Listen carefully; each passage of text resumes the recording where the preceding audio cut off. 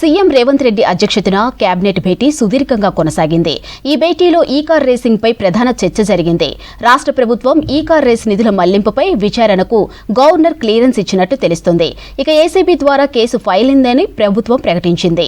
CS ద్వారా file ఏసీబీకి వెళ్తుందని మంత్రి పొంగిరెడ్డి ప్రకటించారు. ఇవాళ నైట్ లేదా రేపు ఏసీబీకి వెళ్తుందని కేబినెట్ భేటీలో ప్రకటించారు. ఇక గవర్నర్ లీగల్ ఒపీనియన్ తీసుకున్నాక ప్రభుత్వానికి క్లియరెన్స్ ఇచ్చినట్లు తెలుస్తుంది. ఈ-కార్ రేసింగ్ లో చట్టం తన పని తను చేసుకుపోతుందని రెవెన్యూ శాఖ మంత్రి పొంగిరెడ్డి ప్రకటించారు.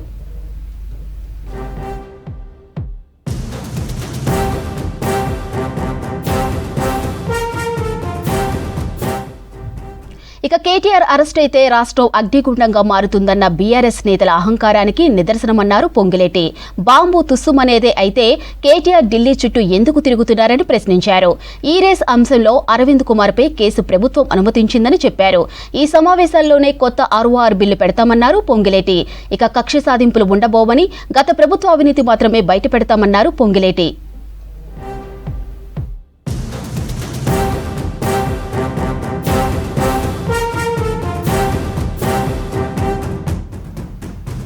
ఇక కేబినెట్ లో కీలక నిర్ణయాలు తీసుకున్నారు.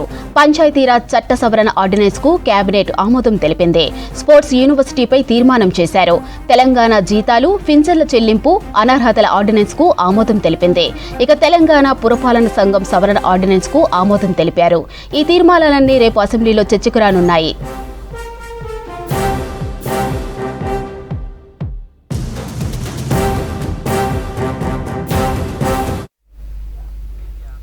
రాష్ట్రంలో ఇంటర్ పరీక్షల షెడ్యూల్ విడుదలయ్యాయి.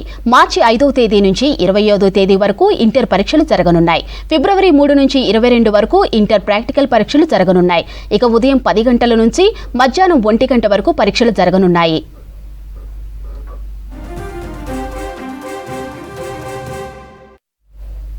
$1,25,00,000 విలువ చేసే 53.5 కిలోల డ్రగ్స్ పట్టుకున్నారు రాచకొండ పోలీసులు. మధ్యప్రదేశ్ నుంచి హైదరాబాద్కు డ్రగ్స్ అక్రమ రవాణా చేస్తున్న అంతర్రాష్ట్ర రాకెట్ను ఛేదించారు. మీర్పేట్ పోలీసులతో కలిసి ఎల్బీ నగర్ జోన్ ఎస్ఓటీ పోలీసులు ఈ ఆపరేషన్లో పాల్గొన్నారు. నిందితుల నుంచి భారీగా మాదక ద్రవ్యాలు స్వాధీనం చేసుకున్నారు. డ్రగ్ పెడ్లింగ్ రాకెట్ ఒకటి బస్ చేయడం జరిగింది.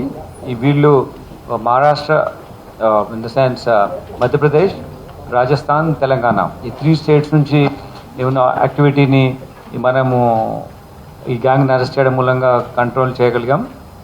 దీంట్లో 53.5 kg ఆఫ్ పాపీ స్ట్రా మనం సీజ్ చేసాం. ఇది ఇంటర్నేషనల్ మార్కెట్లో మన కన్జంప్షన్ పర్స్పెక్టివ్లో చూస్తే 1,25,00,000 దీని వాల్యూ ఉంటుంది. ఇందులో ఉన్న నేరస్తులు ఇంతకుముందు కూడా కేసెస్లో ఇన్వాల్వ్ అయి ఉన్నారు.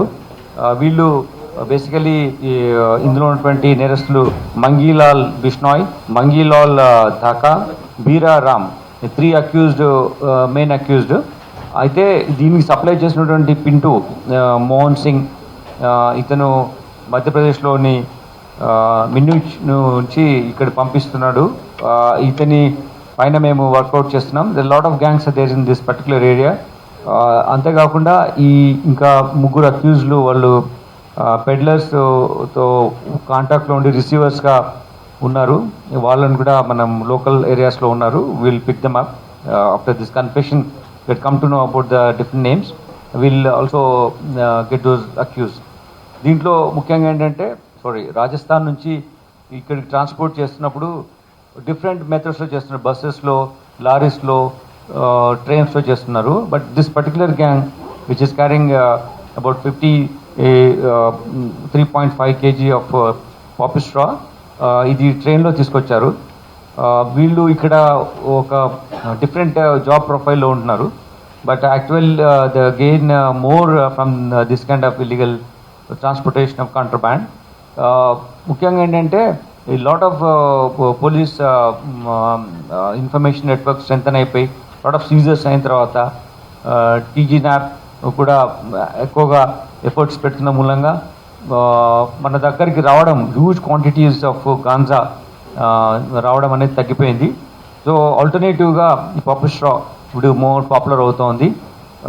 వీళ్ళ మీద మేము ఫోకస్ పెట్టినప్పుడు ఈ 3 నేరస్తులు పట్టుకోవడం, వీళ్ళ దగ్గర నుంచి more than 1 crore worth 1.1 crore 25 lakhs worth this material seize చేసాం.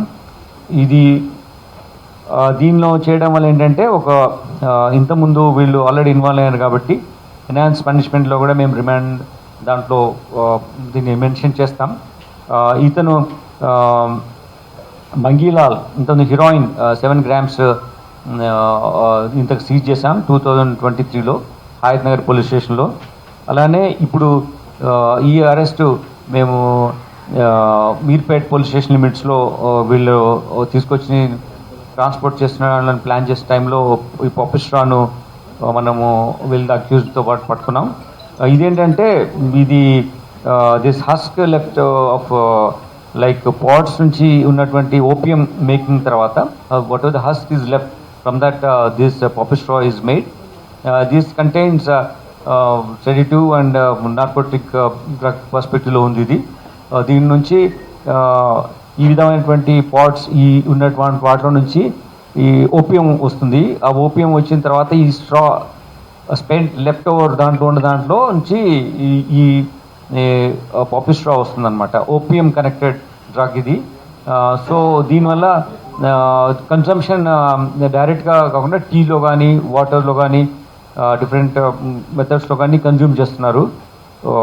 సో దీన్ని కంటైన్ చేయాలి అంటే such kind of operation from SOT మీద ఫోకస్ చేయడం మూలంగా సీఎం సహాయ నిధికి భారీ విరాళాన్ని అందజేసింది తెలంగాణ రాష్ట్ర అద్దె బస్సు యాజమానుల సంక్షేమ సంఘం. ఇక రవాణా శాఖ మంత్రి పొన్నం ప్రభాకర్ గౌడ్ ఆధ్వర్యంలో అద్దె బస్సుల యాజమాన్యం రాష్ట్ర అధ్యక్షుడు అబ్బా మధుకర్ రెడ్డి, ప్రధాన కార్యదర్శి వరకాంతం మహిపాలరెడ్డి, ఆర్గనైజింగ్ సెక్రటరీలు సీఎం రేవంత్ రెడ్డిని కలిశారు. అనంతరం 52,02,000 రూపాయల చెక్కును సీఎం రిలీఫ్ ఫండ్ కింద రేవంత్కు అందజేశారు.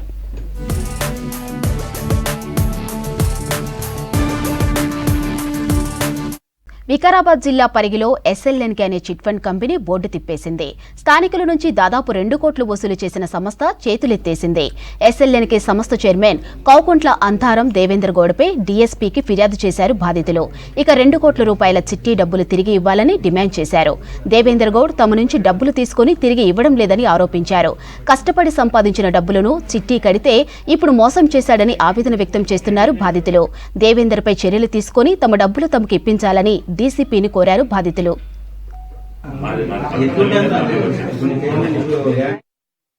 3 సంవత్సరాలు అయింది. ప్రతి నెల ప్రతిరోజు ఫోన్లు చేస్తే ఫోను నాది కలవకుండా పెట్టుకున్నాడు. ఇంటికి పోయి అడిగితే కూడా రేపొస్తా మాపొస్తా ఇట్లా దింపుకుంటున్నాడు. శివరెడ్డిపల్లె గిరివర్ధన్ రెడ్డి ఈ ఇస్తలేడు. ఆయన ఇంటికే పోతాను, ఆయనకి ఇచ్చిన కాబట్టి నా ఆయన ఇంటికి పోతున్నా. నేను ఏం చేయాలి, బయట ఉన్న డబ్బులు వసూలు చేసిస్తా, రేపొస్తా మాపొస్తా ఇట్లనే బొంకుతున్నాడు. ఇవ్వమంటే ఇస్తలేడు. నా దగ్గర లేవు డబ్బులు, ఇక ఏం చేసుకుంటా చేసుకోండి అంటున్నాడు. అలా అవన్నీ ఇవ్వాలి, ఇంట్రెస్ట్ అసలు 20 లక్షలు ఇవ్వాలి, 50 లక్షల చిట్టీల పైసలు ఇవ్వాలి. ఒక చిట్టి మాత్రం లేపిన ఆ లేపితే కూడా నాకు 5 లక్షలు ఇచ్చారు. 4,85,000 15 లక్షలు 2, 10 లక్షలు 2, 50 లక్షలు. ఒక్క 15 లేపిన నాకు మొత్తం 48 లక్షలు రాదు. ఇప్పటి అన్న చిట్టి లేపిండు, కట్టేసిండు, అన్ని క్లియర్ అయినప్పుడు కూడా నాకు ఇంకా డబ్బులు కట్టాలని మళ్ళీ ఫోన్ చేస్తారు. వీళ్ళ ల్యాండ్ బ్లాక్ లో పెట్టడానికి ప్రయత్నం చేస్తారు. చాలా మంది బ్లాక్ లో పెట్టిండు. ఇచ్చే డబ్బులకు వాళ్ళని ర్యాష్ గా మాట్లాడడం, బెదిరియడం. అంటే వీళ్ళ ఉద్దేశం ఏంటంటే వీళ్ళు 2017 కంటే ముందే మాట్లాడి ఎవరైతే దేవేందర్ గౌడ్ ఉన్నాడో ఈ చుట్టుపక్కల గ్రామాలు కావచ్చు, జిల్లాలో కావచ్చు బ్రాంచ్లు ఓపెన్ చేసి పక్క ప్లాన్ గా మోసాలు లక్షల రూపాయలు, కోట్ల రూపాయలు స్కామ్ చేసి పరారులో ఐదం ఈ మేనేజ్ చేద్దామనే ప్లాన్ మీద ఈ రోజు చిట్ ఫండ్ ప్రారంభించి మోసాలకు పాల్పడుతున్న దేవేందర్ గౌడ్ని వెంటనే అరెస్ట్ చేయాలి. చాలా ఇబ్బంది పెడుతుంది. 3 years నుంచి మాకు రెంట్ లేదు, అసలు ఖాళీ చేయట్లేదు లేదు. ఎవరి దగ్గర చెప్పుకోండి, ఎవరికైనా చెప్పుకోండి, మేము ఏమంటున్నాం. బిల్డింగ్ అగ్రిమెంట్ అయిపోయింది. ఏమంటారు, ఖాళీ మీరు బయట వేసుకొని సామాన్ తీసేసుకోండి అంటున్నారు, లేదా సామాన్ అమ్ముకోండి అంటున్నారు ఓనర్స్. ఇప్పుడు ఏమంటారు అంటే వాళ్ళు, అవును మీరు కట్టాల్సింది ఇప్పుడు ఆ 3P అమౌంట్ వచ్చేసి ఒక 7 లక్షలు 8 లక్షల రూపాయలు మీరు మొత్తం కట్టాల్సింది అంటున్నారు. ఇది వరకు మేము కట్టినా కదా సార్, 3 లక్షల రూపాయలు పెనాల్టీ, మా డబ్బులు మీరు పెనాల్టీ తీసుకోవడం ఏంటి? మా డబ్బులు మీ దగ్గర కట్టుకోమని చెప్పిన మా రోజు మీరు అడ్జస్ట్మెంట్ చేసుకొని మిగతా డబ్బులు మాకు ఇవ్వాలి. కానీ మీరు ఈ విధంగా పట్టుకోవడం ఏంది? మళ్ళీ ఇప్పుడు కట్టాలంటే ఎక్కడి నుంచి కడతాం? మీ దగ్గర అప్డేటింగ్ దాదాపు మీ ఎంప్లాయీస్ ఎవరెవరు వచ్చి అమౌంట్ తీసుకున్నారు, ఇవేమో ఆ రసీదులు మీ కంపెనీ పేరు మీద రసీదు ఇవ్వడం జరిగింది. ఆ రసీదులు చెక్కులు ఇచ్చినాము, ఆ చెక్కులు కూడా మీరు అప్డేట్ చేయించలేరు. మళ్ళీ మీరుకి వెళ్ళి డబ్బులు కట్టాలని ఎవరెవరో ఫోన్ చేస్తున్నారు. ఇప్పుడు దానికి ఏంది అసలు? మా ఫస్ట్ క్లియర్ అయిన దానికి కూడా మా చెక్కులు మీ దగ్గర పెట్టుకున్నారు. మేడ్చల్ జిల్లా కుత్బుల్లాపూర్ బౌరంపేటలోని డాలర్ మెడోస్ కాలనీకి రోడ్డు సౌకర్యం కల్పించాలని నివాసితులు ఆందోళన చేశారు. విల్లాస్లోకి వెళ్లే రోడ్డును విద్యుత్ శాఖ ఆక్రమించి ప్రత్యామ్నాయం చూపడం లేదని ఆరోపిస్తున్నారు. ఈ విషయంపై కలెక్టర్, మున్సిపల్ అధికారులను సంప్రదించినా ఎలాంటి ప్రయోజనం లేదన్నారు కాలనీవాసులు. ఈ విషయంలో ప్రభుత్వం స్పందించి గతంలో విద్యుత్ శాఖ చేసుకున్న ఒప్పందం ప్రకారం 250 కుటుంబాలకు పైగా నివాసం ఉండే కాలనీకి రోడ్డు సౌకర్యం కల్పించాలని కోరారు స్థానికులు. ఈ 250 ఫ్యామిలీస్కి రోడ్డు లేకుండా పోయింది. ఈ విషయంలో మేము మా అసోసియేషన్ తరఫున కోర్టు వారి దగ్గర కూడా వెళ్ళడం జరిగింది. కోర్టులో కూడా ట్రాన్స్పోర్ట్ డిపార్ట్మెంట్ వారు ఆల్టర్నేటివ్ రోడ్డు ఇచ్చిన తర్వాతనే మీ రోడ్డుని బంద్ చేస్తామని చెప్పి అందులో వాళ్ళు ఇచ్చినటువంటి రిప్లైలో కౌంటర్లో వేయటం కూడా జరిగింది. అయినప్పటికీ ఇవేమీ కూడా వమ్ము చేసి ఈ రోజున ఈ రోడ్డుని వారు స్వాధీనం చేసుకుని మాకు రాకపోకలకి వీలు లేకుండా చేశారు. ఇక్కడ 5 నెలల పాప నుంచి 80 ఏళ్ల వృద్ధుల వరకు ఇక్కడ సుమారుగా 1000 మంది ఇక్కడ కాపురం ఉంటున్నాం. పిల్లలు చదువుకునే వాళ్ళు అందరూ ఉన్నారు, అందరూ సఫర్ అవుతున్నారు. ఇటువంటి పరిస్థితుల్లోనూ న్యాయం జరగాలని చెప్పని అటు ఎలక్ట్రిసిటీ బోర్డు వారిని, ఇటు హౌసింగ్ వారిని, రెవెన్యూ వారిని మనస్ఫూర్తిగా కోరుకుంటున్నాము. మేమందరం ఇక్కడ డాలర్ మీడోస్లో ఒక 200 ఫ్యామిలీస్ దాకా ఉంటున్నాము. ఇప్పుడు మాకు రోడ్డు క్లోజ్ చేసేసారు. సో మేమందరం ఆల్టర్నేటివ్ రోడ్ కోసం ఈ ధర్నా అంతా చేస్తున్నాము.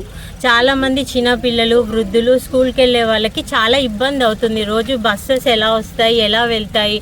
అండ్ ఇంకా మాకు మంజీరా వాటర్ కూడా లేవు. అయినా కూడా మాకున్న వాటర్ తోటి మేము అడ్జస్ట్ అవుతూ ఇక్కడ చాలామంది లోన్స్ పెట్టి ఇల్లులు కొనుక్కొని ఎన్నో ఈఎంఐస్ కడుతూ కష్టాలు పడుతూ ఉంటున్నాము. ఈ టైంలో కూడా రోడ్స్ మొత్తం క్లోజ్ చేస్తే మేము బయటికి ఎలా వెళ్ళాలి, లోపలికి ఎలా వెళ్ళాలి? బట్ మేము అందరినీ కలిసాము. ఇప్పుడు వరకు ఏ గవర్నమెంట్ వచ్చినా అందరినీ కలుస్తూనే ఉన్నాము. కానీ మాకు ప్రాబ్లం మాత్రం ఇంతవరకు సాల్వ్ అవ్వలేదు. మంజీరా వాటర్ కూడా రాలేదు. రోడ్డు వస్తేనే మంజీరా వాటర్ లోపలికి ఇస్తా అన్నారు, అది కూడా రాలేదండి. చాలా ఇబ్బంది పడుతున్నాం. ఇక్కడ అందరం ఐటీ వాళ్ళు ఉన్నాం, నాన్ ఐటీ అందరం ఉన్నాము. ఇంకా అందరం కొనుక్కున్నామండి. ఇక్కడ ఈఎంఐస్ కట్టుకుంటూ చాలా ఇబ్బంది పడుతున్నాము. మేడ్చల్ మల్కాజ్గిరి జిల్లా చెంగిచెర్లలో ఎస్టీఎఫ్ ఎక్సైజ్ పోలీసుల బృందం తనిఖీలు చేపట్టింది. ఈ తనిఖీల్లో మధ్యప్రదేశ్కు చెందిన నాన్ పెయిడ్ లిక్కర్ను పట్టుకున్నారు ఎక్సైజ్ అధికారులు. మధ్యప్రదేశ్ నుంచి ఎండీపీఎల్ నాన్ డ్యూటీ పెయిడ్ లిక్కర్ను తీసుకొచ్చి పలు ప్రాంతంలో డిస్ట్రిబ్యూషన్ చేస్తున్నట్లు గుర్తించామన్నారు ఎక్సైజ్ సూపరింటెండెంట్ అంజిరెడ్డి. ప్రధాన నిందితుడు తరుణ్ వర్మ ఇచ్చిన సమాచారంతో షేక్పేట, రాజేంద్రనగర్, ఎస్ఆర్ నగర్ ప్రాంతాల్లో తనిఖీలు చేసి కార్లలో నిల్వ ఉంచిన 154 మద్యం బాటిళ్లను స్వాధీనం చేసుకున్నట్లు తెలిపారు. ఈ కేసులో తరుణ్ వర్మతో పాటు రవీందర్ గౌడ్, విన్నీ, సురేందర్ రెడ్డి, క్రాంతి నాగరాజులను అరెస్ట్ చేసి 2 కార్లు, 6 సెల్ ఫోన్లు స్వాధీనం చేసుకున్నట్లు తెలిపారు ఎస్పీ.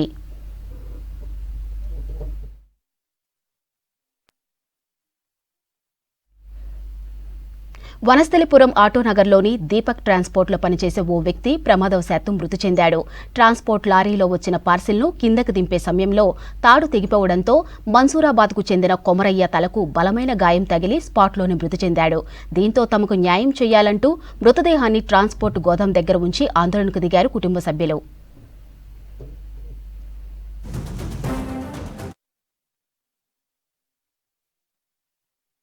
ఈ దీపక్ ట్రాన్స్పోర్ట్ లో 10 సంవత్సరాల పైగా పనిచేయడం జరుగుతుంది. ఈ రోజు రోజువారీ పని చేయడానికి దీపక్ ట్రాన్స్పోర్ట్ అనుకోకుండా ప్రాణాలు చనిపోవడం జరిగింది.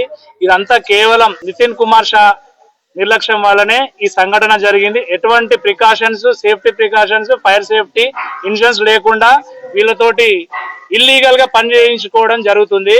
కావున ఈ బాధిత కుటుంబానికి న్యాయం జరిగేంత వరకు మేము ఇక్కడి నుంచి కదిలేదు. దాదాపు పొద్దున 10:30 గంటలకు వ్యక్తి చనిపోతే నితిన్ కుమార్ షా ఇప్పటి వరకు ఆ శవాన్ని కానీ చూడడానికి కూడా ఆయనకి ఇష్టం లేకుండా ఒక లేడీని పంపించారు. ఆమె ఏం సమాధానం చెప్తుందో కూడా ఆమెకి అర్థం కావట్లేదు.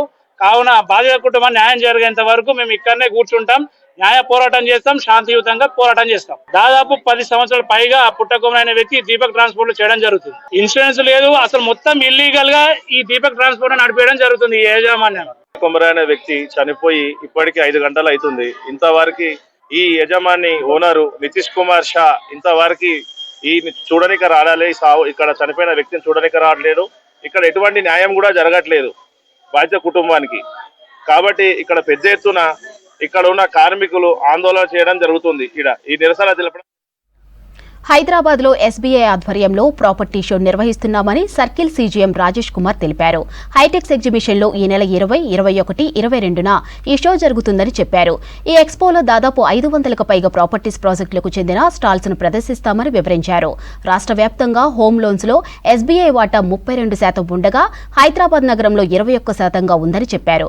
ఇక ఎస్బీఐ ప్రాపర్టీ ఎక్స్పోస్ ద్వారా హోమ్ లోన్స్ ఇవ్వడంలో ఎస్బీఐ దేశంలోనే ముందంజలో ఉందన్నారు. బ్యాంకు కార్యకలాపాలన్నీ డిజిటల్ లావాదేవీల రూపంలో జరపాలని లక్ష్యంగా నిర్దేశించుకున్నామన్నారు CGM Rajesh. Very happy to announce that the mega property show which everybody waits in Hyderabad. This mega property show is happening on the 28th, 21st and 22nd of December at High-Tech Exhibition Center at hall number 5. This mega property show, as I said, this is highly anticipated and highly expected. People wait for the mega property show to happen so that people can choose the dream home. In the mega property show, more than 50 builders, major builders of the Hyderabad city are participating, and almost more than 600 properties are on display there. So the customers who can come there and they can choose their property. This is like a one-stop solution for the property buyers. So we have the builders there, we have the property there, we have the financiers there, we have the bankers there. Our people are also there, sitting there in the different stalls so that they can also cater to the needs of the customers.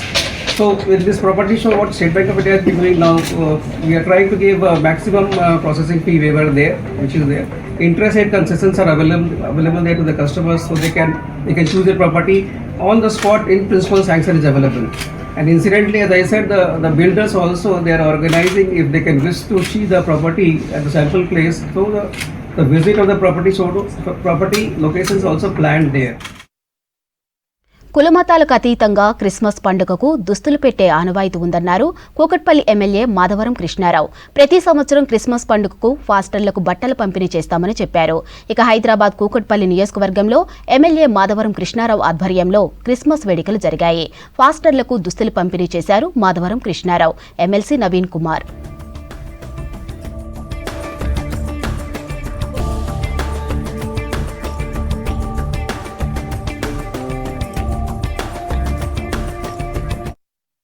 ప్రభుత్వం పరంగా కేసీఆర్ గారు వచ్చిన తర్వాత నిజంగా హిందూ, ముస్లిం, క్రైస్తవులు ఒక Christmas పండుగ వస్తే నిరుపేదటువంటి క్రైస్తవులు ఉన్నటువంటి నిరుపేదలు చాలా మంది ఉంటారు. కనీసం బట్టలు కొనుక్కునేటువంటి కొంతమంది ఉన్నారు. అటువంటి దానికి కేసీఆర్ గారు మొట్టమొదటి భారతదేశంలోనే క్రైస్తవులకు కూడా బట్టలు ఇవ్వాలి, నిరుపేదలకు ఇవ్వాలని మొట్టమొదటిసారి కేసీఆర్ గారి నాయకత్వంలో భక్తులకు బట్టలు ఇప్పించే కార్యక్రమం సుమారుగా కూకట్పల్లి కాన్స్టిట్యూన్సీలో 10,000 మంది మనం పనిచేయని ఇచ్చేవాళ్ళం. గోషామాల్ పోలీస్ స్టేడియంలో నిర్మించి తలపెట్టిన ఉస్మానియా ఆసుపత్రి ప్రతిపాదన ప్రభుత్వం విరమించుకోవాలన్నారు స్థానిక ప్రజలు. ఇక ప్రభుత్వం నిర్ణయాన్ని వ్యతిరేకిస్తూ బేగం బజారులో బహిరంగ సభను ఏర్పాటు చేశారు.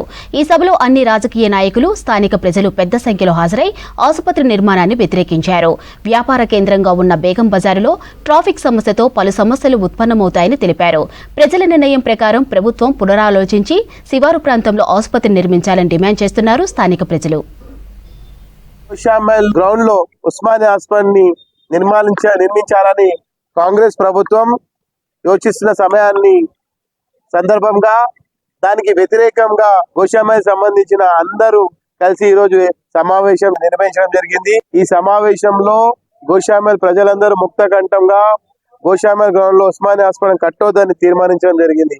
ఎందుకంటే ఉస్మానియా హాస్పిటల్ గోషామల్ గ్రౌండ్ లో వస్తే మా చుట్టుపక్కల ప్రాంతాల ప్రజలందరము తీవ్రంగా నష్టపోతాము. మాకు వాయు కాలుష్యము, హెవీ ట్రాఫిక్ సమస్య, అనారోగ్య పరిస్థితులు అనే పరిస్థితులు వచ్చే ఉంటుంది. కాబట్టి దీన్ని మేము ముక్త కంఠంతో వ్యతిరేకిస్తున్నాం. ఎందుకంటే మాకు చాలా సమస్యలు వచ్చే ప్రమాదం ఉంది. కాబట్టి మేము దీనికి తీవ్రంగా వ్యతిరేకిస్తున్నాం. బంగారం అక్రమ రవాణా రోజుకు కొత్త మార్గం వెతుకుతున్నారు దుండగులు. రియాద్ నుంచి ఢిల్లీ వచ్చిన ఓ వ్యక్తి మొబైల్ ఫోన్ ఛార్జర్లో బంగారం తీసుకువచ్చారు. తీరా ఎయిర్పోర్ట్ చెకింగ్ పాయింట్లోకి దొరికిపోయాడు. ఎక్స్రే స్కానర్లో అసలు విషయం బయటపడటంతో నిందితుడిని అదుపులోకి తీసుకున్నారు ఎయిర్పోర్ట్ అధికారులు. ఇక 300 గ్రాముల బంగారం సీజ్ చేశారు. వీటి విలువ 22 లక్షలు ఉంటుందన్నారు అధికారులు.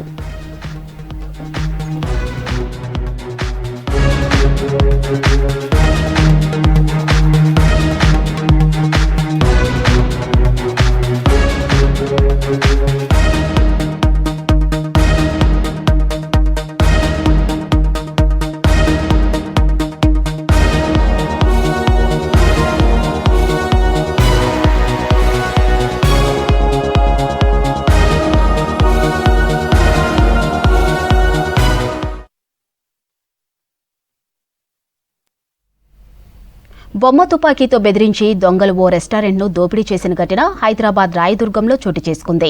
ఈ నెల 9న ఉదయం 6 గంటలకు తేవర్ బార్ అండ్ కిచెన్ రెస్టారెంట్లో సెక్యూరిటీ సిబ్బందిని ఫేక్ గన్నుతో బెదిరించి రెస్టారెంట్లో ఉన్న 4.5 లక్షలు మాక్బుక్, ఐఫోన్ చోరీ చేశారు దొంగలు. రెస్టారెంట్ యజమాని శ్యామ్ అనురుద్ ఫిర్యాదుతో కేసు నమోదు చేసిన పోలీసులు ప్రధాన నిందితుడు కుమార్ను అదుపులోకి తీసుకున్నారు. ఇక నిందితుడి నుండి దాదాపు 5 లక్షలు ఐఫోన్ను స్వాధీనం చేసుకున్నారు. మరో నిందితుడు పరారీలో ఉన్నట్లు గుర్తించారు. తనను విధుల నుంచి తొలగించినందుకు యజమానిపై క్యాషియర్ కక్షగట్టి చోరీకి చేసినట్లు పోలీసులు తెలిపారు.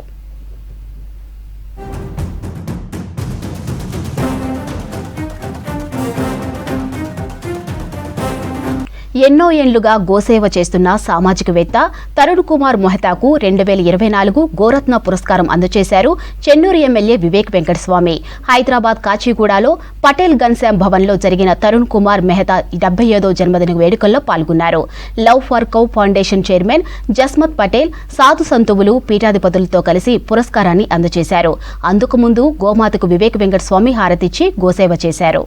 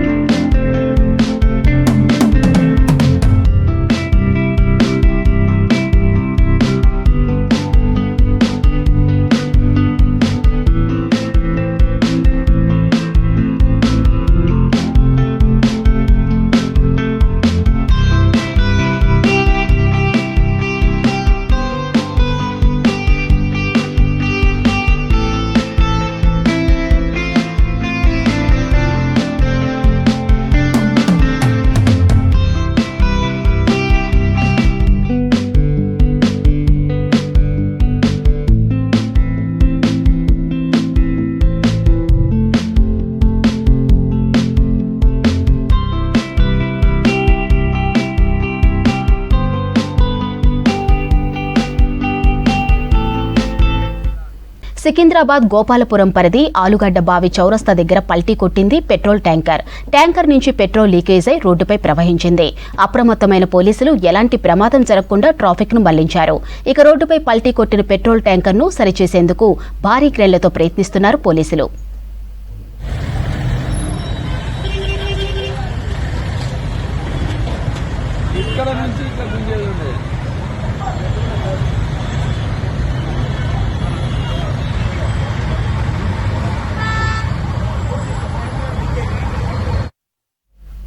ప్రభుత్వాధికారులపై భౌతిక దాడులను అరికట్టాలని ప్రభుత్వానికి విజ్ఞప్తి చేశారు తెలంగాణ ఉద్యోగ జేఏసీ చైర్మన్ మారం జగదీష్. ఇక ఉద్యోగులపై దాడులు నిరసిస్తూ సోమాజిగూడ ప్రెస్ క్లబ్లో సమావేశం నిర్వహించారు.